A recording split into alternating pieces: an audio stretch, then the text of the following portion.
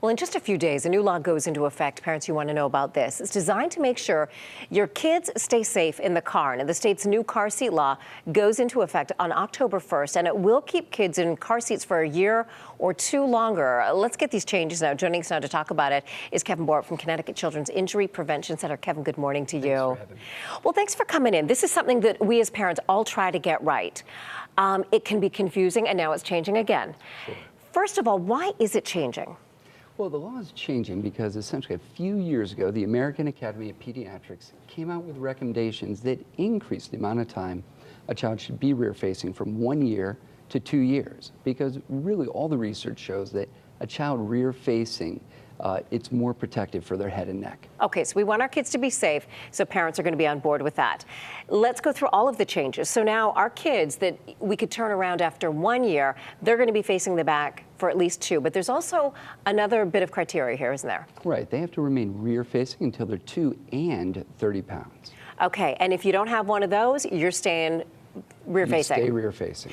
Kids in booster seats. Well, kids in booster seats, after you get out of a rear-facing seat, you're in a forward-facing seat until you're 5 okay. and 40 pounds. And then you move into a booster seat, and children now have to stay in a booster seat until they're 8 and 60 pounds. Previously, it was 7 years. What kind of reaction have you been getting from parents and people talking about this? I'm sure everyone's on board and want to get it right. But again, it's like back to the drawing board here, like, okay, what are the regulations now? Right, it can be confusing. Yeah. And I think parents definitely want to keep kids safe, but they want to know what the law is so they can be in compliance with it.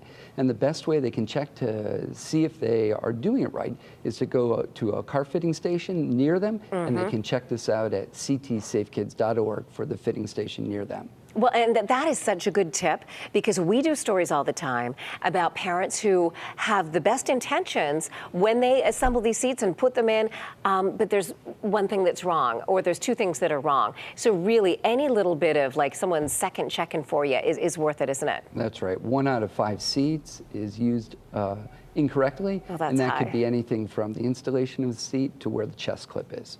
If you want more information, where can parents go? Because I know they're thinking, I didn't write all that down and I need to go look at this again. Right. ctsafekids.org has some great information for parents. Awesome. Thank you so much for coming in, Kevin. All right. Thank you again for having me.